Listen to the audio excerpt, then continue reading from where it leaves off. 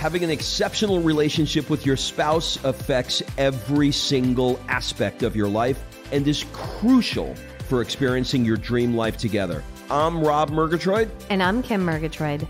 Listen in on our honest, filter-free conversations as we navigate life and business together without killing each other. You'll learn by osmosis how to transform the friction you feel in your relationship into a purposeful foundation that will allow you to grow together. Welcome to the Friday Podcast. Kimberly Zucchini Bread Murgatroyd, how are you? Oh, out of the kitchen, fresh out of the kitchen. I've been baking. I like baking these days in the winter. Did you see those two girls at the Uffizi Museum? Listen, I have seen a string of, I'm going to go with Americans behaving badly in Italy. This is actually, I don't know if this crosses the American news market, to be honest, but it definitely crosses the Italian news market.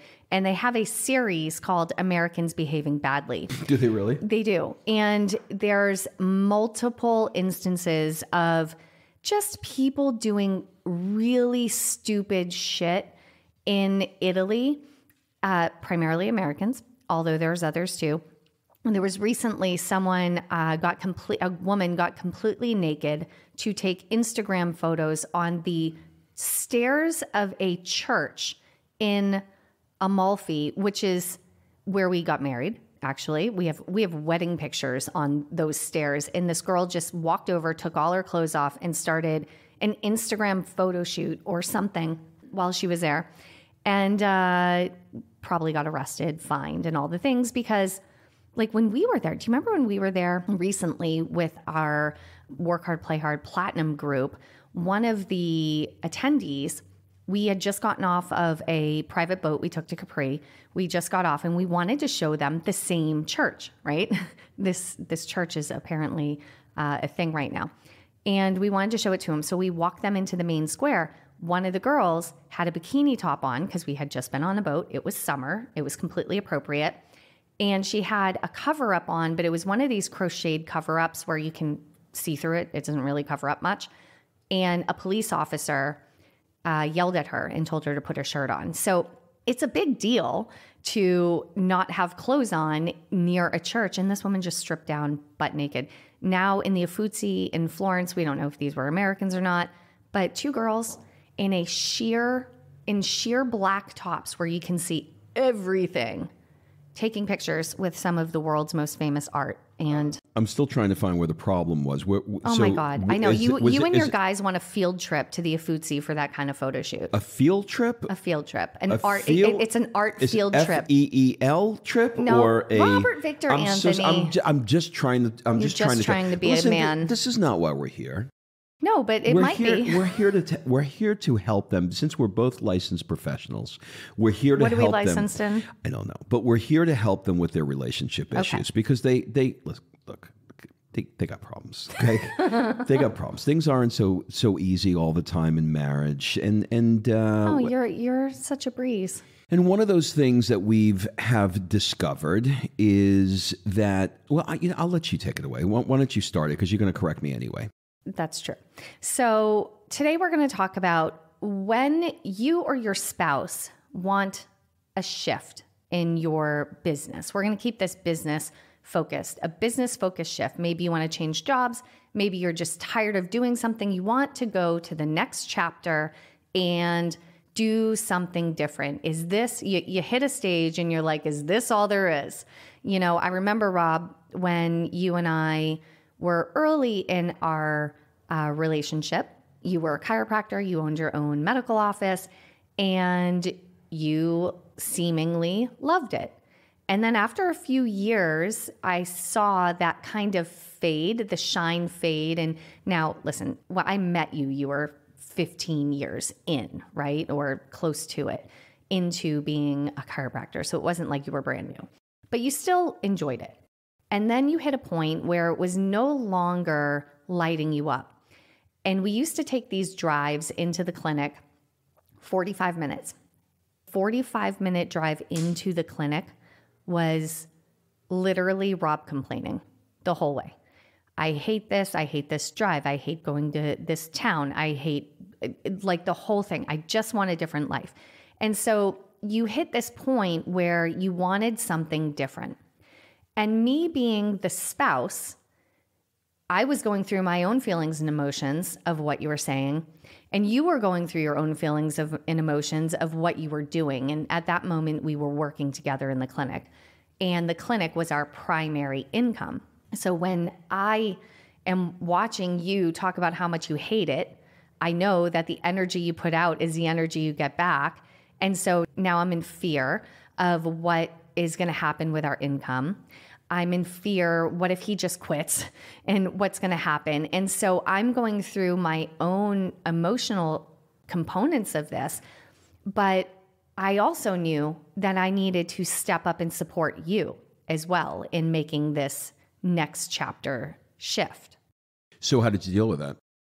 Well, I dealt with it for a really long time. Initially, it was really hard because we had other extenuating circumstances around why we had to stay in Georgia specifically. We had an older daughter that needed to finish her schooling there and other things. But for me, watching you, so I want to talk to two sides, right? Well, first, here's what I want you to do. I want you to play the role. I want you to tap back into when you were that guy doing that drive, pulling in behind the clinic. How were you feeling about needing that next chapter? What was your mindset? Where were your fears in it? And what did you want from me in that time period? I think there were two things I wanted, and I wanted them both at the same time. The one thing I wanted was for you to understand where I was and validate how awful my life was. Okay? I'm really good at that. That was the one thing. By the way, if you know anything about me, I'm not a commiserator. Yeah. And so the validation is just not going to happen. I had to lean on my depressive friends to find people that were willing to commiserate because my wife didn't want to do it. So my wife, you can say, oh, by the way, World War III was just announced. Nukes are coming over. She'd say, well, the good news is it'll be warmer out. So this is not wrong. She is annoyingly optimistic, which I am not. Everything is always going wrong for me all the time. Okay. So you wanted me to validate how horrible it was. Yeah. Okay. So I wanted a commiserate tour, Bonnie and Clyde style. The second thing I wanted was the exact opposite, which was maybe not the exact opposite, but I wanted strategy in how to get myself out of this situation. I think, I don't know, maybe an addict could identify with this, but like if somebody is, I don't know, they're hiding alcohol or drugs or gambling or something, and then they get caught, or cheating, and they get caught, and there's a relief that comes over them, even though the house of cards fell and the whole world may end. There's a relief that it's out. I think I had a little bit of that. I just wanted somebody to come in and say to me, look, you fucking hate this. You know what? What you ultimately wound up doing, I don't want to fast forward this too much, but what you ultimately wound up doing was what I wanted, which was you came home one day and you said, that's it, we're done, not another day, not another minute, it's over. That is what I wanted at that time. But it wasn't the right time for you to do that because it was the beginning of the understanding that this wasn't working. So when you did come to me with that it's over time, you had time to process it and you had time to think of an exit strategy where we were already considering working, we were already thinking about how could we sell the practice. We were thinking about the mastermind. I had already started the podcast. So you saw a light and you were able to say, okay, it is time to jump now. What I would have wanted was, and I would have been wrong, but I would have wanted you to do that at the very beginning because I knew that I was done, but you were smart enough to not make that jump until you felt it's still risky to do, but I think we can. I think we got a shot. So you basically wanted me to make the decision about our future. Yeah, and take it off listen, of you. I wanted you to make a decision because of what you just said. What you just said was your fear. My dream was your fear, right? My dream was to leave this hellhole that I felt like I was in at this point. And it was a hellhole not because chiropractic's a hellhole. It was a hellhole because I was done with it and I couldn't do it another day. You were working 12-hour days. You were out of the house by 6 a.m, not home until past 7. I was just done with it. You were working 5-6 days a week for 20 years. I was done. I was just done. I was done. I was done. That ship had sailed. I was done. But my desire to get out of it was your very fear because it was our family's primary source of income. So guess what? I knew that. And because I knew that, I was so torn between making you unhappy or us living in the street because I didn't have the primary source of income and servicing something that I knew I wanted, but I didn't frankly have a great plan for what next was. I just knew I was miserable with what I was doing. Yeah, you actually had no plan. So, okay. So you wanted me to understand and validate your situation, and really you wanted me to commiserate, right? And then you wanted me to provide a strategy to exit. I wanted you to make it all better. You wanted me to make it all better. I just want to put my head on your bosom and just make it all better. Well, okay. Well, we can do that too. But so here's what I ended up doing. So now Rob is the one with the problem. And sometimes when you're in it, you can't see, what's the phrase? You can't see the forest through the trees. It's for the trees. For the trees, whatever. People say through. I don't know. You can't see past your own shit. If you're in the fishbowl, How about this? if you're a fish in water, you can't see that you're in water. Why do we have to talk in these? We think best in pictures. Anyway, so you can't see through your own shit. Okay, how about that? Mm-hmm. Let me just make it super simple. Yeah, because you're in it. Because you're in it. And so he's in it. He's grinding. He's working. He's overwhelmed. He has all of this emotion. Now, me on the other side innately knew that he was going to attract, with that kind of gratitude, he was going to attract more shit to step in and more negative in the practice. So I remember doing this. I had to be like, okay, let's go back to Tony Robbins. Let's go back to change your state. Like I was trying to be the Tony Robbins motivator at times because I knew if his energy didn't shift, I was like, we even got to a point in the clinic where we were like, what would make this better for you? He's like, I hate my office. I'm like, let's redecorate. That helped. And that helped. He redecorated the office so it didn't look like a doctor's office. It was like a Buddha on the wall. The walls were, I think, red. The chairs were red. It was like he redecorated this thing to where if you saw the front of our clinic, it looked like 1972 doctor's office. Mm-hmm. You step into his office, it was like a time warp and it didn't match. But when he went back there, it made him feel peaceful and better. And so we did that. It helped a lot. In fact, one of the things that we did, not only were I think this is important to spend a minute on here for a second. Not only were the walls designed the way I wanted with, the right Buddha pictures, but the floors we ripped up, we made them wood floors. I had always wanted to have a whiteboard that was an entire wall. Like a whiteboard wall. It was a whiteboard wall. So I had somebody there's this special paint that you can buy. It's literally whiteboard paint. And they made that into a whiteboard. And what that did was it did two things. One was during the break, I was filming content for... Well, we didn't get there yet. Well, but we'll get to that in a second. But it's important to say that while I was sitting my ass on two horses trying to figure out what to do, I needed to, Tony Robbins talks about scoring something. So if scoring, like if you're watching a movie and you're listening to the music score of a movie, the music score makes a movie better. How can you score your life if you're doing something that you don't love? What is a way that you could score it? So scoring my office, which was just, probably a 9 by 12 room, 10 by 12 room, it was pretty small, made me feel strong. And it served multiple purposes, which it sounds like you want to go there. And it helped. Yeah. It really helped. So he's in the place, let's back up real quick. He's in the place, he's in his own pile of duty. He can't see what's happening. All he can see is he wants the light at the end of the tunnel. He's claustrophobic and he wants the light at the end of the tunnel. And he has somehow emotionally tasked me with this job. Well, my strength actually is strategy. And I think on our next podcast, we're going to talk about Strength Finder, we should. Which it plays a huge role in our relationship. So just earmark to watch or listen to the next podcast.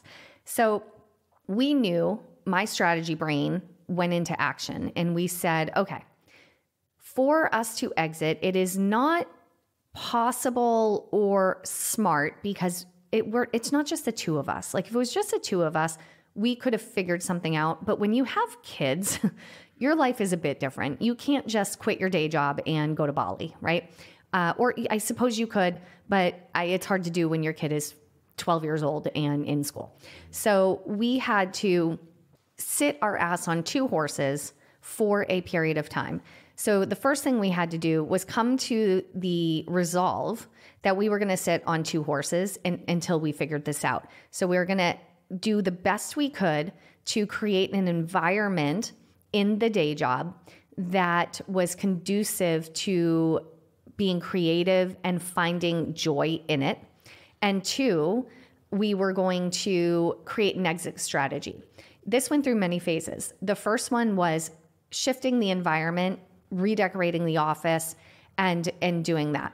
At the same time, this is when we sat down, Rob, and actually it was 2011, November. It's like this week, actually, as of the recording of this, it's this week in 2011 that we sat down and we played stupid idea time.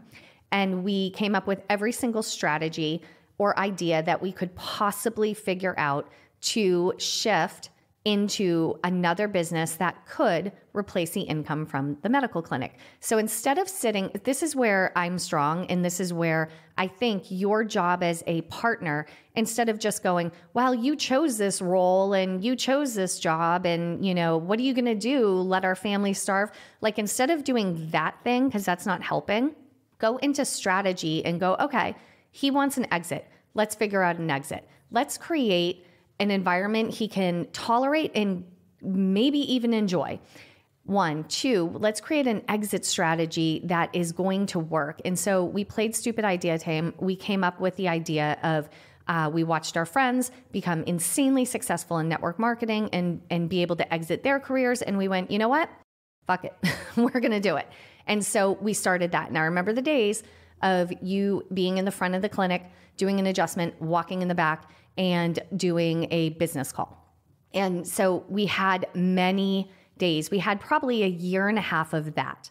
Then as that income grew, we actually hit and matched your income in 3 years. I think it was 2 or 3 years. We actually matched your income. Do you remember what we did? Because I do. What we did when we matched my income? What do you mean? When our network marketing income... To celebrate? No. When our network marketing income hit a point where it was matching what was coming in the clinic, yeah, we took you out of the clinic and we hired an entire staff. We hired new doctors and knew everything. So you became the business owner and you started only going in a couple of days a week. Remember this? Mm-hmm. And so you could do other things. And so my point of this is your job as a supportive partner is to come up with and help brainstorm these ideas to create the exit strategy. So we didn't do this overnight. We went from, okay, let's shift the environment so it's conducive. Okay, what's the exit strategy 1? We're going to try this network marketing thing. It took off. It went gangbusters. It created enough income where we could go to stage 2, which was to extract Rob like a military operation out of the clinic, day-to-day operations, and put him into the role of owner versus operator. Are you going to have to just let me jump in? This is super helpful. I got chills on this one. Hopefully I'll be able to communicate this. So one of the things we're working on for you guys to think about is, we've got this new podcast out called Next Chapter. And it's exclusively devoted to subjects like this. And we're toying with the idea of having a Next Chapter Academy. So now I'm thinking about all the different things that I can include in that academy. And one of the things that you just made me think about is that there is a moment where you have to acknowledge, I'm now calling it from this moment forward, the see the writing on the wall moment. And there is a moment that you could deny, or you can see the writing on the wall that it's coming. And I denied that moment for so many years that here's the problem. Here's what happened. Because I denied the moment, when I finally verbalized it to my spouse, because this podcast is about spousal stuff, right? When I finally verbalized it to you, it's kind of like when you're in a relationship and you broke up mentally 6 months ago, but you're still in the relationship, and then the cap is off the toothpaste and you go, I'm fucking done. I'm packing my shit. And they're like going, I just left the cap off the tooth. You know what I mean? Because you were done. Yeah. Well, by the time I verbalized it to you, I was so done with this that all I wanted was a savior to come in and get me out of it. But because we were in a situation where, frankly, we weren't able to do that, we started doing some things that if I had acknowledged and saw the writing on the wall, I would have began to do these things that led to what you just described. So, like step one was, I don't love it. Okay, score it. Well, how could you love it? Well, that included creating an office that I loved, right? Now that I had an office that I loved, I was able to use that office to be the representation of this next chapter of my life. That's really what it was. It was a symbolic gesture where I knew I had one foot on a banana peel and the other one, was hanging over a grave. I knew that I was out of it. But when I walked in that office, there's a side note, there's a play called I Love You, You're Perfect, Now Change. And there's a song in that where he was so frustrated in his relationship, and it was called When I'm Driving.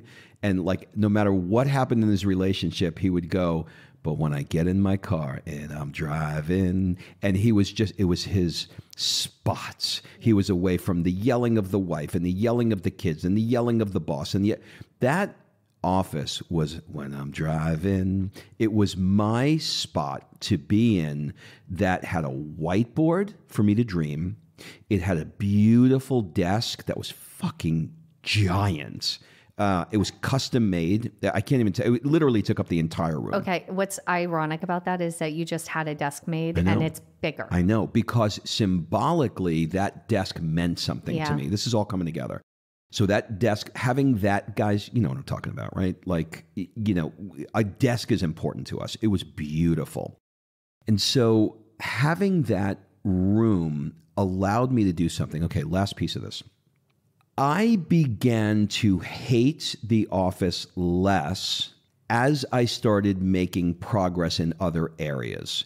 So as I started to see the progress of network marketing, making money, as I started to see me enrolling people in a mastermind, as I started to get comments and engagement from people listening to the podcast, those things showed me promise of the next chapter, promise of the future. And so when I came back into the office, I had a little bit of a bounce in my step, because the bounce in my step was the pride, the excitement of stepping into something new. Now, I'll say this. I listened to an Abraham this morning that was really, really good. And she said, imagine that you're going to take an Alaskan cruise and you are in Seattle and you get on the ship and the captain says, we will be taking a cruise we're taking our cruise and we will end up back in Seattle. And so now we are in Seattle and everybody get off the ship. You'd be like, I haven't even experienced any, I came here to experience Alaska. No, we're back here. There's a part of the journey of going to Alaska and experiencing it, it's not just to get back to Seattle, not just to get back to the destination. The part of it is to enjoy that experience along the way. So the benefit of riding these two horses was I was able to get a taste of what this new life could look like. Go ahead. So, but I don't want to get ahead of it because I want people to see the step-by-step in this and not think that they just, I hate my job, pull the trigger, I'm out, right? So I'm going to back you up just a little bit again. So we have Rob comes to me, I hate it. We figure out the strategy. We start with the two businesses. So we have chiropractic on one. We have Rob still in the clinic as the primary service provider. And we have network marketing going at the same time, right? Mm-hmm. We also had a new baby. I forgot about this. We had a new baby at the time and I wasn't working in the clinic anymore. So network marketing was great because I could do it from home. You could do it on your time off. And we had the clinic running. So I remember doing this. You would do the patient exams and all of that. And then you would do business calls in the back. You would come home with the billing for the clinic for me for the day. I would be like nursing Sophia, putting in the clinic billing and doing our team calls at night. Like we were truly sitting our ass on two horses. And then, like I said, our income in a couple of years matched that of the clinic. And we decided that we were going to slowly extract Rob military procedure, put people in place. So we still had the income from the clinic, albeit less because we had staff, a higher staff bill, but we didn't sever the tie yet. So we matched the income. We didn't sever the tie. We got creative. And we found a way to allow Rob to be the overseeing business owner, go in a couple of days a week to handle some stuff, but it freed up a lot of his time. So what did he do when it freed up a lot of his time? He gave me the job of spearheading the network marketing business, and he began Work Hard, Play Hard podcast, mastermind, and all of that. And so now we have multiple streams of income. Now we have the clinic. Now we have the network marketing on autopilot. And now we have the new thing that's the passion project. The network marketing wasn't the passion. The network marketing was the financial foundation of recurring income that allowed us to live our life. So Rob could then go to the passion project. It was a bridge for you, Rob. It was literally the bridge. You had a location dependent tied to your table, tied to the physical location job. You bridged it with a location independent, more flexible, time flexible job. And then you went into the passion project, the podcasting and the events. And that, I remember this, your first mastermind was half full. Your podcast had launched, I think you were in month 10. And I came home and we've talked about this before. I went to yoga. I had an aha moment and I came home and I said, we're done. We're absolutely done. We're selling the clinic. We're moving on. We will not take this clinic into 2019. This was December 2018. We will not take this clinic into 2019 with us. We are done. And we've had that conversation before. We don't need to do it again now, but that was the moment that we severed that tie because we had these two other things. We were sitting our ass on three horses at that moment. Let's go back. You skipped over too quickly to the good part. Yeah. And let's go to the good part.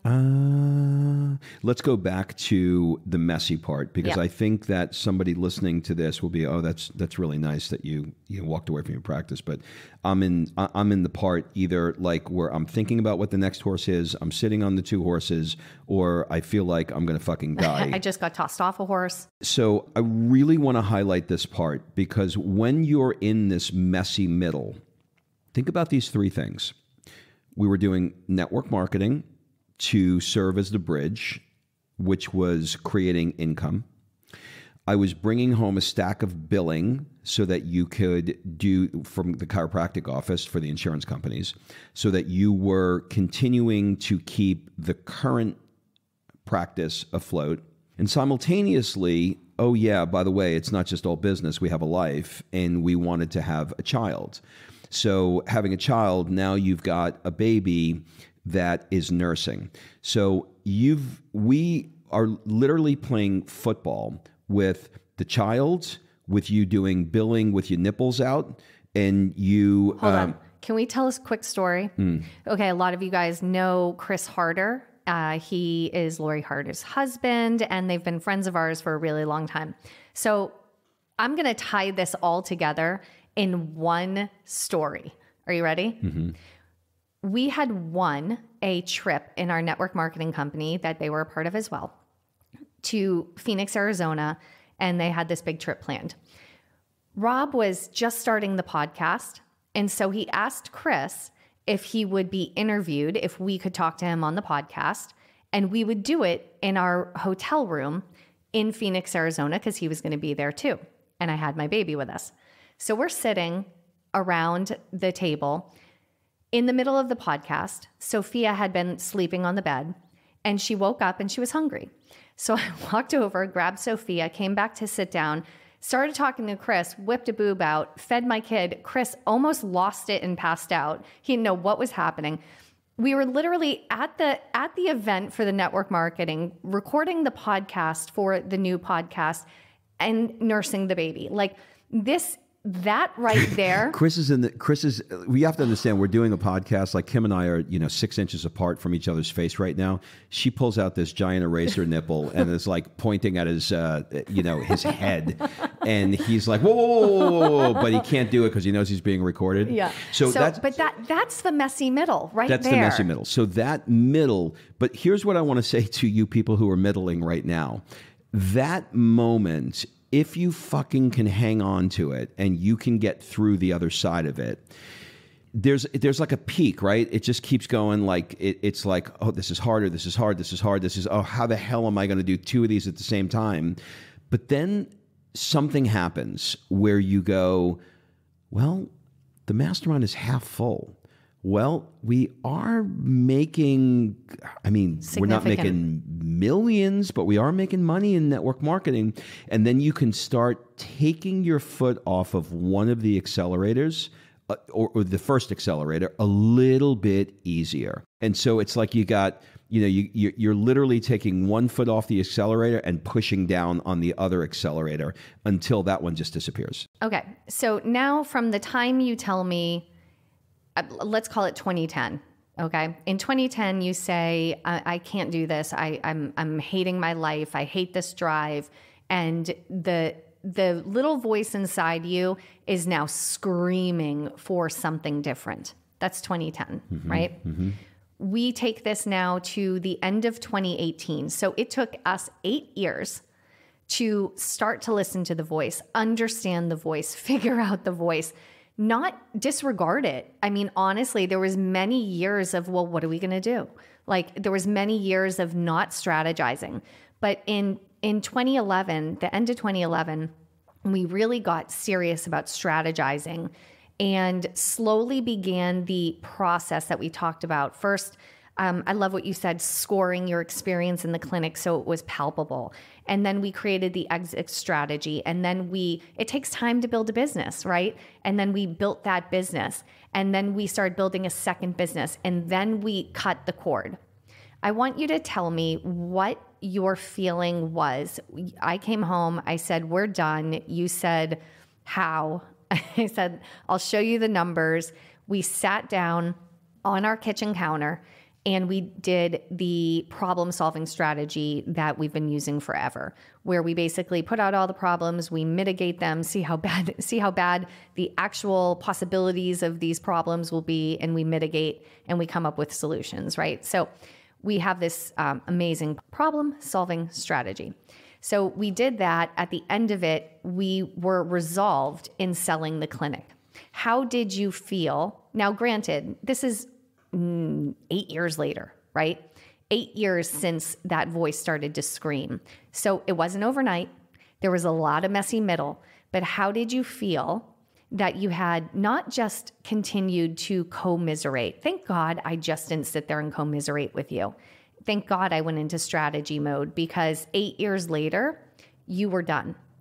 How did you feel in that moment moving forward? Did you feel in the relationship aspect, how did you feel? Did you feel supported? Did you feel like I was crazy? I mean, I think the answer is I finally, said what you wanted to hear 10 years before.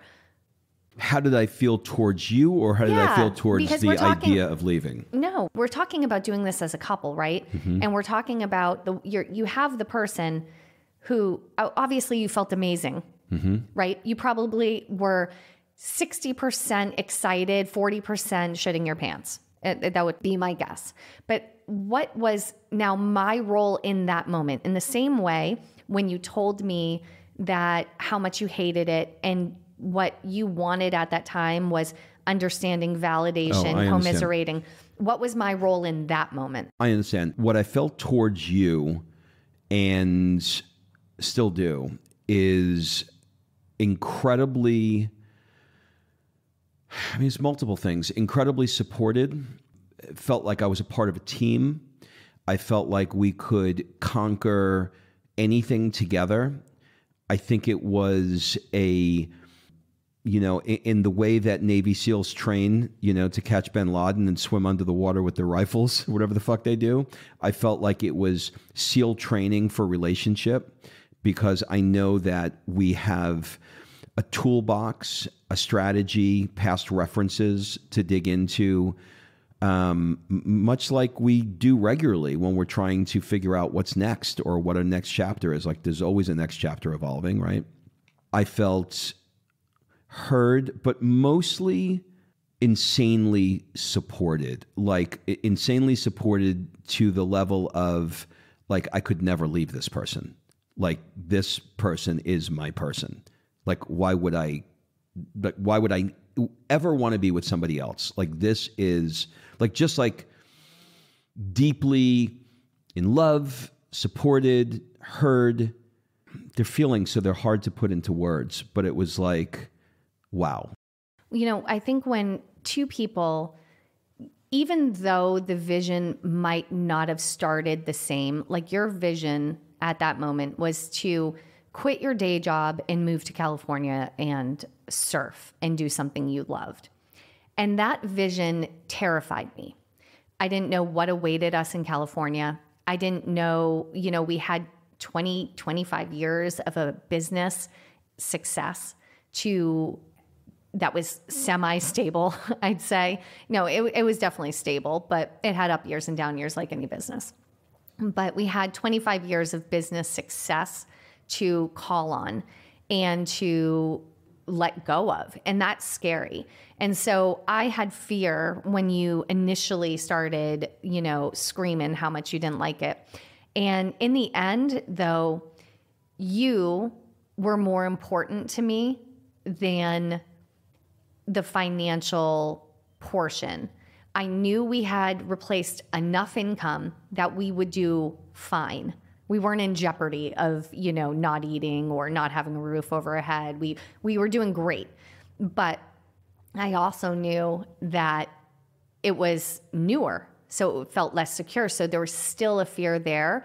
But for me, you being happy and you being fulfilled and you having a sense of purpose and you loving your life was more important to me than building a bank account. Yes. And that's what it came down to. Yes. And as a result of doing those things, that all snowballed into where we are at this moment. We would not be in this moment had it not been for that. And frankly, this is the reason why I'm helping people with this same challenge where, in the coaching I'm doing with Next Chapter Coaching. This because is the reason you feel the pain of it. I know what it feels like. It sucks. It sucked being there. So, if there's some way that I can take the shit that I went through and take some strategies and offer somebody.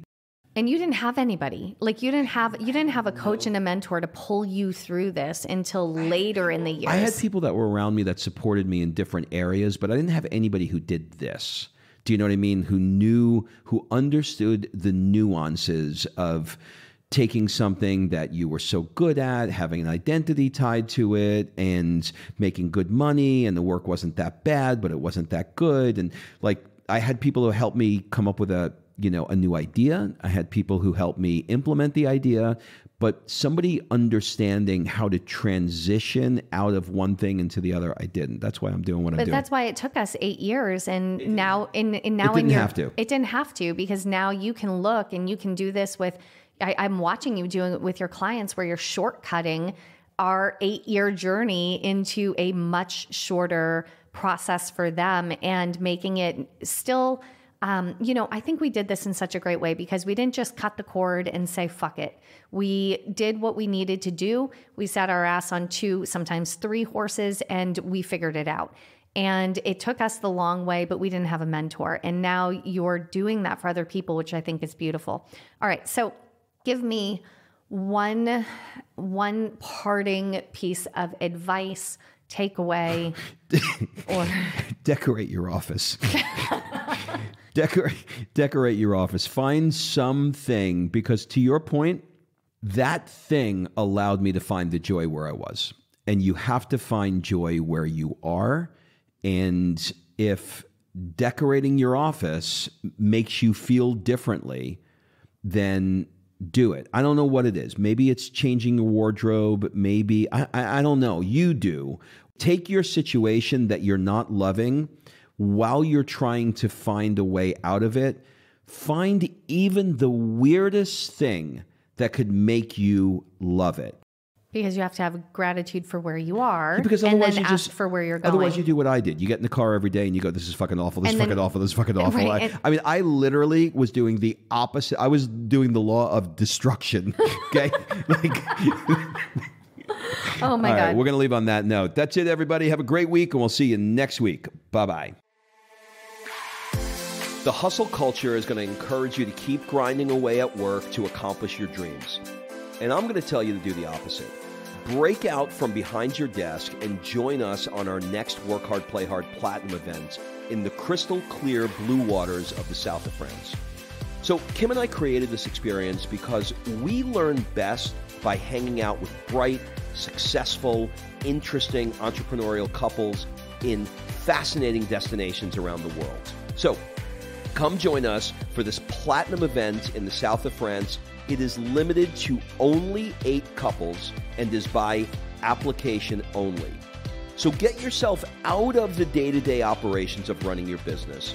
Meet some fantastic entrepreneurial couples. Get re-inspired to innovate your business again and enjoy the beauty of the south of France. Check out the link in the description to learn more.